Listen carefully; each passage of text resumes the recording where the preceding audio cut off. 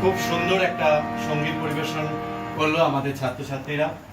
আর আমার মনে পড়ে গেল, আমরা সবাই জানি আমাদের এই শিক্ষা প্রতিষ্ঠান রাজা রামমোহন রায়ের জীবন আদর্শ নিয়ে চলে।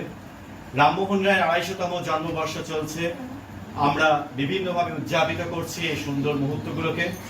রাজা রামমোহন রায়ের স্বাধীনতার বিষয় হয়তো ডাইরেক্টলি সেভাবে কিছু বলেননি, কিন্তু সবকিছুরই ক্ষেত্র প্রস্তুত করাটা সময় লাগে।